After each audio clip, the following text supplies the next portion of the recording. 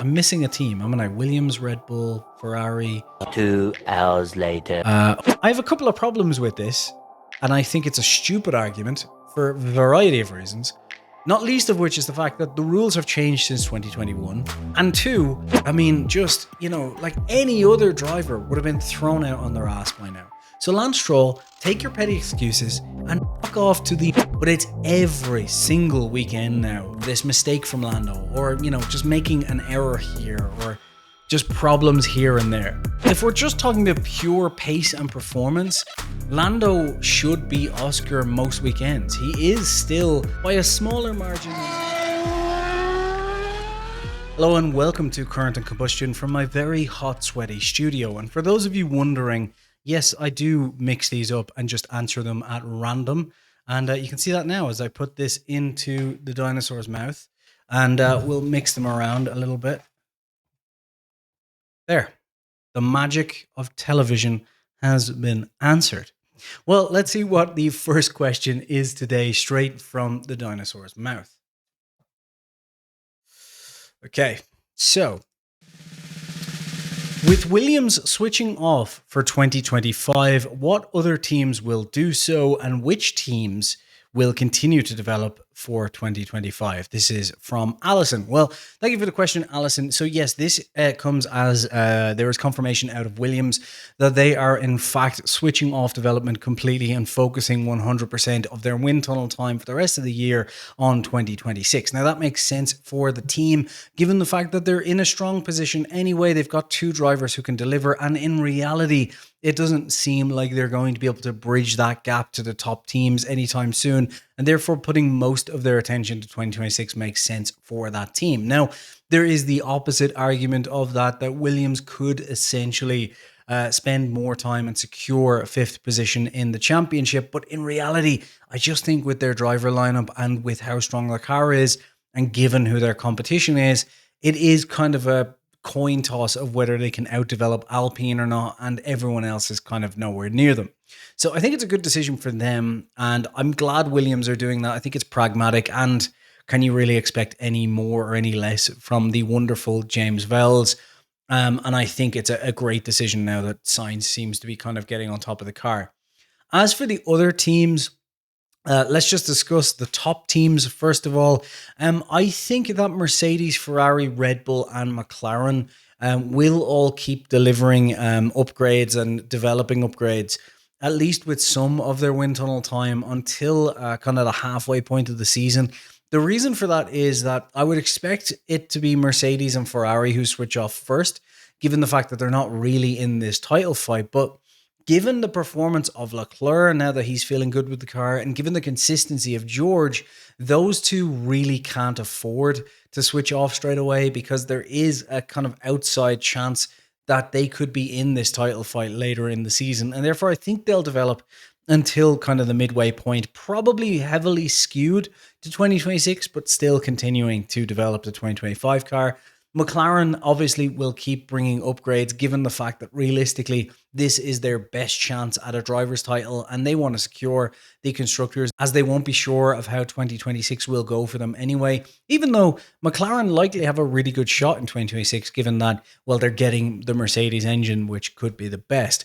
And finally, Red Bull, I think, will keep developing at least until the halfway point of the season, if not the entire way through, because they know that 2026, of all the top teams, they are probably in the most difficult and most tenuous situation, being a first-time developer of a power unit and kind of having their technical team pulled apart a little bit. Not that they don't have a great one with Vache, obviously, given they currently still have like the second fastest car on a lot of the weekends so far. So I think Red Bull is the most likely of the top four to continue. Williams, we've already said, is gone. Alpine will absolutely develop the whole way through the season, for the simple fact that Flavio is trying to sell the team, and the best way to sell the team is to get good results. And given that everyone else is likely to start switching off at the very least after the midpoint, then for Alpine or for Flavio, it's a no-brainer to just keep developing, because realistically, you can just get a bigger and bigger price if you do so. So that just makes perfect sense for them. Sauber, I think, will develop at a minimal amount. likely switching off completely in the next few races because they're going to focus on the Audi entry. The problem for them is that they do need to ensure that they have a good baseline understanding of their tools. So I think that's the only reason they will develop it all. But you can say they're 90% switching over to 2026 if they haven't already. Haas will likely switch over if they haven't already completely to 2026 very soon. Again, because Haas has very little to lose and a lot to gain by 2026. That plan worked out for them 21 to 22. So I can see them kind of repeating that once again. Once again, I think they are the type of team who will just use the first kind of quarter of this season to ensure that all of their tools and all of their kind of, all of the things they need to check are working perfectly. Racing Bulls, they're kind of in that fight where they're relying so heavily on Red Bull for mechanical platform and for pieces that they may have the scope to develop a little bit further into the season than the others around them. So I would expect them to kind of keep developing at least kind of 40%, 30% maybe until the mid-season point. So that's one to watch out for. And who else is there then? I'm missing a team. I'm going to Williams, Red Bull, Ferrari. 2 hours later. Aston Martin, of course, yeah. Aston Martin will develop slightly this season. Again, probably like 20% of their time until the mid of the season. I wouldn't expect big upgrades or performance upgrades to be brought, but from what I'm hearing out of that team is there is a big concern about the correlation between the new wind tunnel and all of their testing tools and what's actually happening on track. And it seems like Newey wants to ensure that whatever they're pumping out on like in their simulation tools is working on track. So I think you're not going to see big performance upgrades from them, but we will see some upgrades from Aston Martin through this season. And those are likely just to ensure like a minimal effort to ensure, kind of like Sauber, that everything is working so that when Newey and his new technical team of just magicians that they've brought in, and Cardile, whenever he gets let go from Ferrari, are able to kind of apply what they've come up with onto the track and not kind of come up with magic stuff in the wind tunnel and it not work out afterwards. So Alison, I hope that answers your question. Thank you very much for that. If you stuck around till this part in the video, it means you've probably enjoyed it, I would assume. And if you did, that means you'll probably also enjoy my F1 podcast, the blatantly biased racing podcast, where I'm joined by my co-host, the casual F1 fan, every week, as well as a range of other guests.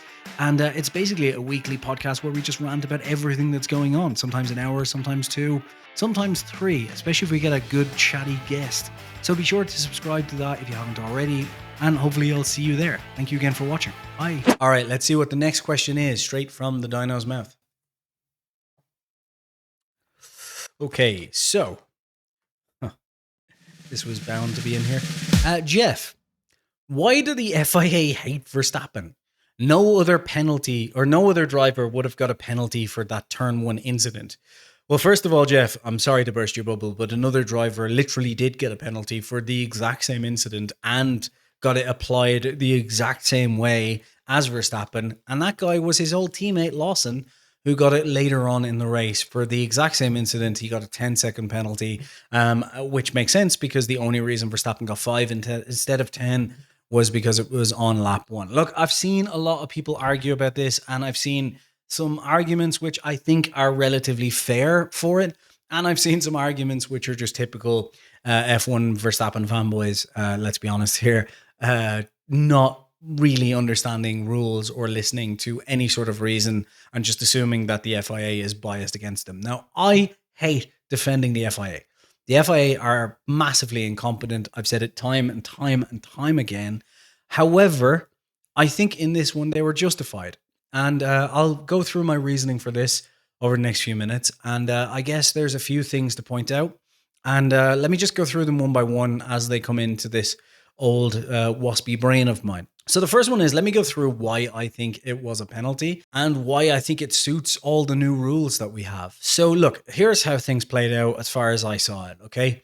Oscar Piastri got a better start. He got launched off just better than Verstappen did, which is very interesting because, let's be honest here, Verstappen is usually one of the best drivers off the starts. And might I say, the best driver since Schumacher. Can't stress this enough. Before anyone says I'm some sort of Verstappen hater, I'm not. Let's just call this as it is. Oscar got a better launch off the start, which meant that Verstappen was under pressure. And I've gone since and looked at some of the telemetry. I've looked at some of the onboards and so on, just to kind of calculate this, because what it looked like to me was that basically Verstappen was under pressure by Piastri getting ahead. And as they got closer and as Piastri came alongside, Verstappen, you could kind of hear from the car and see from his dash, let off and kind of started applying throttle earlier to make sure that he was alongside at the apex, and therefore could argue essentially that he was pushed off, which is exactly what happened. Now, I'm glad that they're kind of tightening up these rules, and I know Verstappen fans will hate it because last year we saw this time and time again before the rules were changed in Qatar, and once again before they were kind of tightened up for January of this year, that there was just this silly apex game being played, and Verstappen still tried to play that this weekend. Essentially, it was you try and be ahead of the apex, and then you're basically entitled to do whatever you want because you were ahead of the apex, and Max tried to play that. And Oscar, to be fair to him, just played Max's game of ensuring he was right where he needed to be. And if you look at the onboard shot that even Christian Horner showed, you can see that Oscar had his front axle ahead of the mirror of Verstappen at the apex. Now that's really important because apparently these are secret rules, but from everything I've heard and from what the race has heard as well, just to put that in perspective, the key new rule for being ahead or being entitled to a racing room and so on is being ahead of the other driver's mirror with your front axle. That counts as being ahead at the apex. That is the simple new rule for it. And then it's down to whether you stay on track or not. Now, the simple fact is, Oscar stayed on track. Whether you want to say he ran in deep or he was out of control and so on, he stayed within the lines of the track, and therefore you can't argue that he barreled in, he lunged, he was out of control. He stayed within the track and Verstappen didn't. So that for me was the first thing of, at the end of the day, Verstappen let off the brakes and tried to roll in to stay along that apex so he could argue he was forced off track.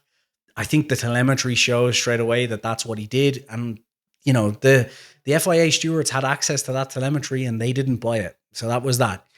Then there was, I think if it was just that kind of forced off track, it probably would have been seen as a racing incident. But the killer for Max and what caused it to just be a slam dunk penalty was basically as soon as he turned off into that kind of runoff area, he just put the boot down and ended up a second ahead straight away as they came around the turn, which means you're kind of gaining, and he didn't give that back either, which means you're gaining a lasting advantage.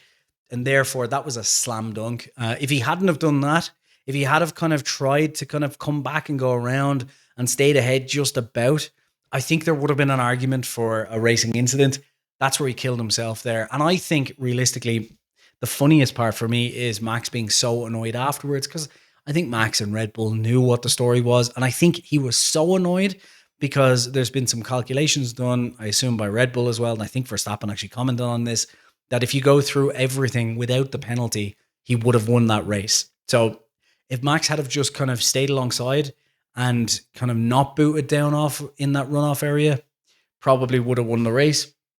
So that's kind of how it looks to me. And that's why for me, I think it's a slam dunk penalty. Like I said, there's two sides to it there. There's the gaining a lasting advantage and kind of being forced off track.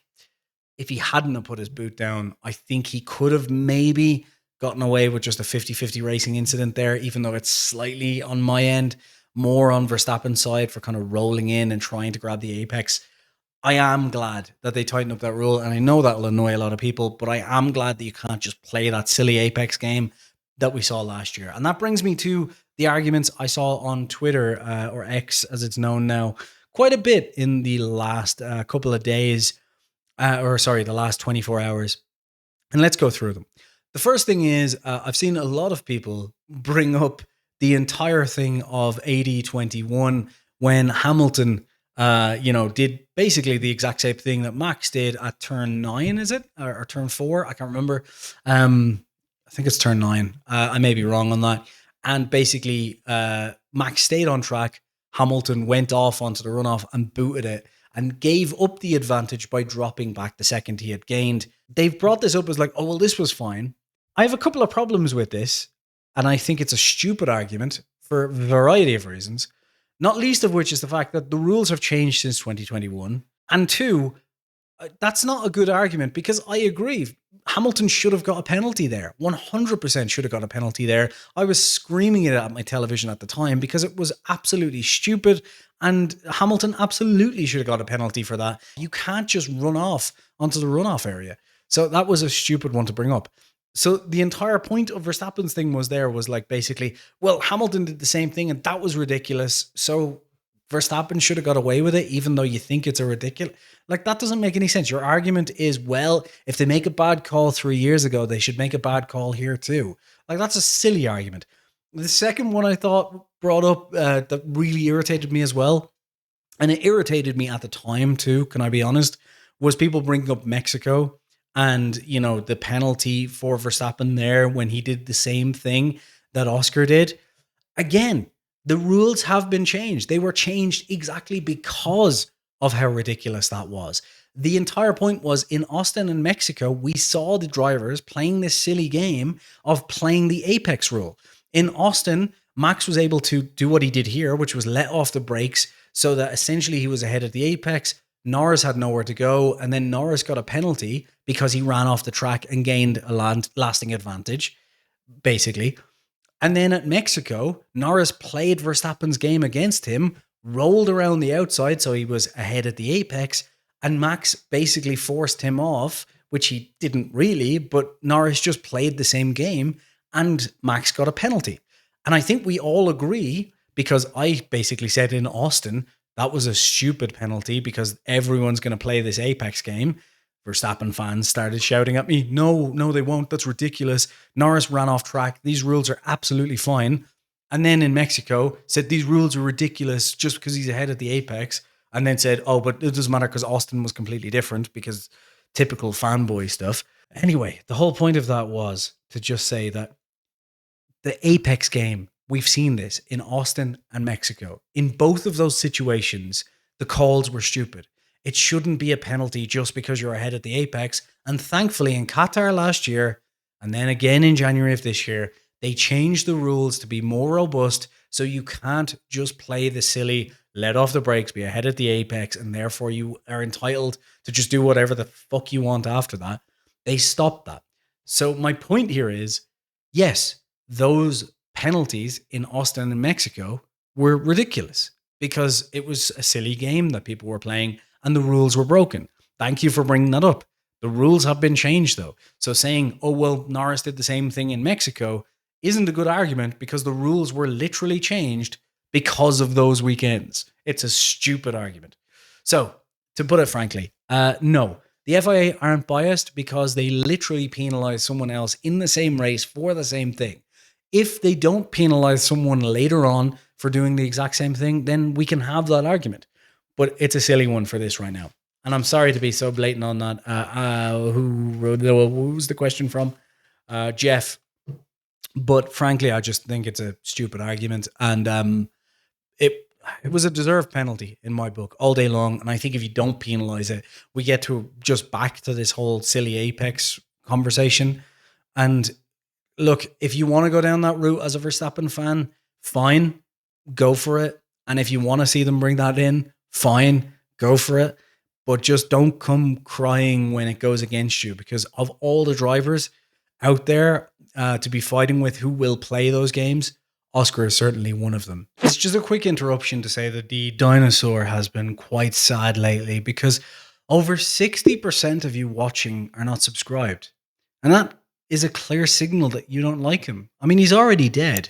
Give him a break. It's just a subscribe button. It's not going to hurt you. It's not going to bite you. That fucking thing might, though. Subscribe. Now back to the video. All right, let's see what we have today straight from the dino's mouth. John. Oh, God. With Stroll now having the most Q1 exits in history, is it time for him to go? So to answer that last part first, no, the time for him to go was, I think, 2020, frankly. Stroll. Just honestly, look, Stroll is a perfectly capable midfield driver. Nothing more, nothing less. And unfortunately, at the moment in F1, I just think that's not good enough. Like, I think we have one of the strongest grids that I can remember in my life. Like, even the rookies are brilliant this year. And even the drivers that, are subpar at the moment, let's say you're Lawson, for example, that is completely excusable because only recently was Lawson very, very good. And to be fair, after what he's gone through this year, I think some soldiers coming back from Iraq would have a little bit of sympathy for him. So I think, who else is there? Like Doohan, you can't give too much pressure to because one, he's driving for Alpine. He's got Flavio breathing down his neck, and it's been 6 races. Like, let's give him a bit of, a bit of slack here. Lance has been driving since, is it 2017 now? Like, it's been a long time now. And I think just enough is enough. Like, there's just too many other drivers sitting in the wings that could do, just frankly, a much better job that deserve to be given a shot. And I think there's just so many of them. Like, it's just time for him to go. And I think, look, at the moment, the only thing that spares Lance is the fact that one, it's a dog shit car. Let's be honest here. It's just nowhere. 2, Alonso has been performing poorly. Some of that's down to just poor luck with DNFs. But Alonso hasn't been doing great this season either, which is just very un-Alonso. And I don't expect that to last long because historically it hasn't lasted very long. And Alonso clearly isn't washed in this generation of cars either because we saw that in 2023. So I think it's time for Stroll to go because realistically next year they're going to be pushing for a title fighting car. And I think Stroll has just shown that he's just not a driver who can compete at that level. And we know this. Like, we saw this in 2023. Alonso was getting podiums every single weekend and Stroll was nowhere near him. He was nowhere. So I think we've already proven that Stroll can't do that. Now, what annoyed me the most about this entire argument was, one, Stroll said, you be in a Sauber for your entire career and you'll have the most Q1 exits of all time. That is offensive, frankly, to Hülkenberg and Perez. And I think they'd like a chat with you, pal, first of all. So fuck right off there. And secondly, the argument falls apart because you haven't been in a Sauber for your entire career. You've been in a very good, you've not been in the best cars for your entire career. But let's be honest here. This is one of the very few seasons where Stroll has been in an absolutely dog shit backmarker car like a Sauber. Like in 2023, like I said, car was on podium nearly every weekend for the first half of the season. You've no excuses there whatsoever. 2020, you had a car dubbed the Pink Mercedes that went on to win a race after being last on the first lap in the hands of your teammate. So you have no excuse there. Through that entire season, you were fighting for 4th in the championship. No excuse at all. In 2021, the Aston Martin was dog shit. I'll give you that. But even then, it wasn't a Q1 exit car every weekend. And we saw that even in Vettel's hands, who was at the end of his career. You were in a Williams for a couple of seasons. That, fair enough, is poor. But the Force India Racing Point that you went into was not a Q1 exit car every weekend because your teammate didn't exit in Q1 every weekend. So the simple fact is you cannot turn around and throw that in someone's face, especially when you've had every single thing going in your favor. I mean, just, like any other driver would have been thrown out on their ass by now. So Lance Stroll, take your petty excuses, take the wads of cash that your father has been giving you for allowance every weekend, and fuck off to the nice, WEC car that he has built for you, please. Because if you're just going to make these silly excuses and not go, yeah, I've been shit, it's time for me to up my game, then F1 hasn't got a place for you anymore. This is no longer the F1 with Latifi. This is no longer a pay driver sport. There is enough drivers waiting in the wings. It is time for you to go. Thank you, Mr. Stroll. Lawrence, please have a word with your son and maybe adopt, Alonso and Colapinto. That'd be great. Thanks. All right. Let's see what question we have next. Only got a couple here, I think. Let's see. Stephen, is it all over for the bottler Lando? Oh, man. Sadly, I think... look, it's too early to say is it all over. So let me put it in a different phrasing real quick. It's all over if Lando continues to fight the way he's been fighting for this championship. And the reason I say that is because, if Lando gets to kind of the best of Lando, because Lando's brilliant. Everyone is talking about Oscar as if he's the next, thing since sliced bread. And I think a lot of that is deserved. Oscar has been driving brilliantly.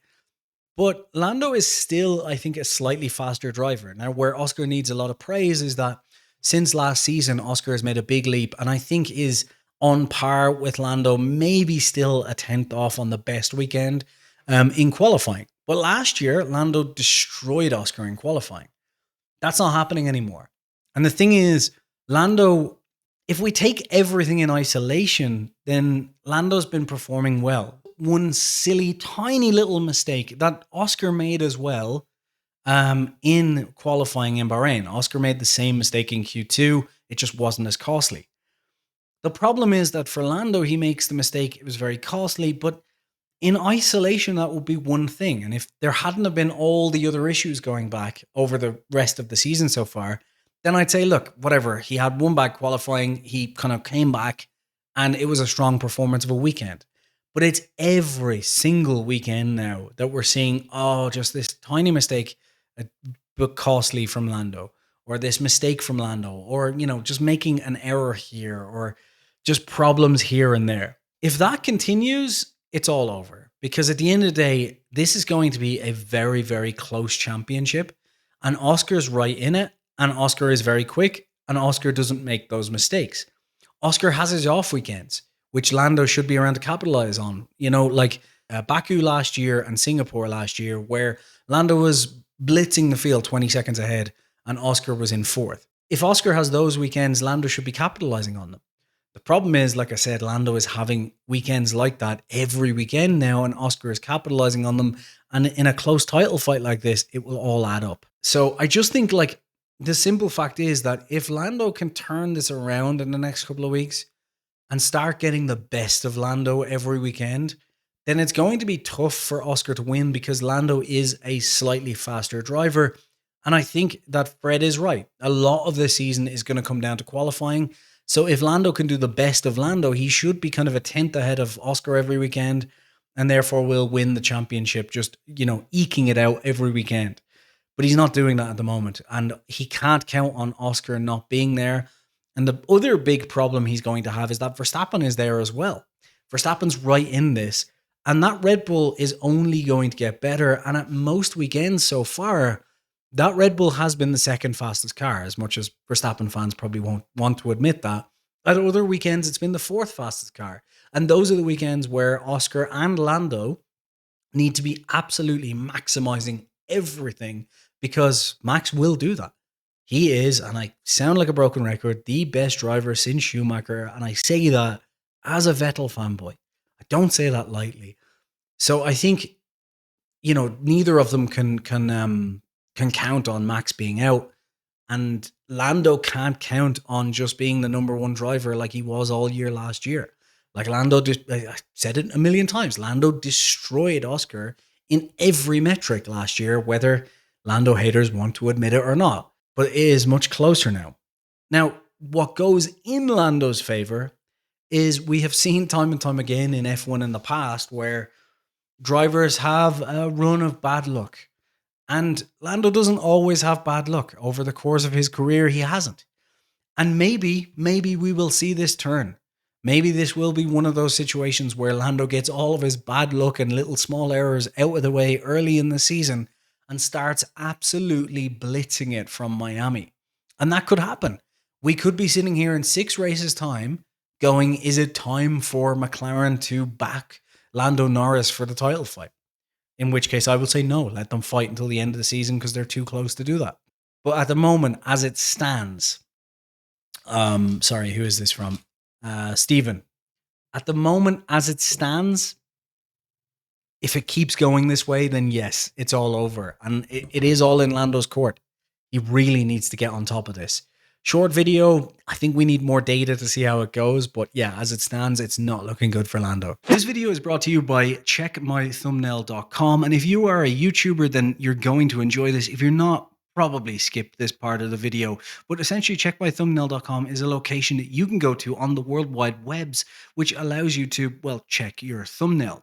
You can upload your thumbnail, type in your title, and it will do an advanced analysis on it for you using the latest cutting-edge AI technology and give you feedback not only in various scores, but also in plain English. It checks advanced psychology. So this isn't doing your normal SEO check to check for keywords. This is tailored to the browse score, essentially whether or not YouTube thinks this is right to be seen by regular people as opposed to bots in search. And therefore it checks for facial expressions, it checks for contrasting colors, it checks for emotion, power words in your thumbnails and titles, it checks for kind of clutter, consistency, composition, all of these different things, gives you a score on them. And not only that, the great thing about checkmythumbnail.com is it also gives you tailored feedback in plain English on the words in your images, the contrast in your images, the facial expressions, as well as all of the above for your titles. And it uses psychology in the background, as I said, to do that and map it out. And every single time it is used, it is learning and getting better so that when it is updated every month, it gets more and more advanced and tailored on feedback. You can use it completely free right now at checkmythumbnail.com. The link is in the description below. It is rate limited to just a few goes per month per person for free. But if you do want unlimited, it's not that expensive, especially if you are a YouTuber that's monetized. It works in at $9.99 per month or $99 per year. You get 2 months free. So thank you to them and thank you to you for watching. So thanks to checkmythumbnail.com. And now back to the video. Paddy, clearly Irish, class, just like myself. Who's winning the title fight?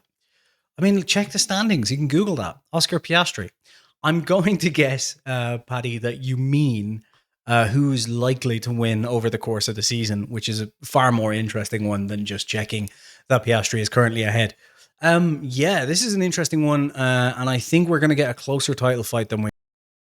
Hamilton is gone, so he's out of the championship. I don't know why I even mentioned it, just to get a subtle dig in there, I think. I think Verstappen's still in this. I think George we can't count out just yet because Mercedes do tend to ramp up through a season and he's still hanging on.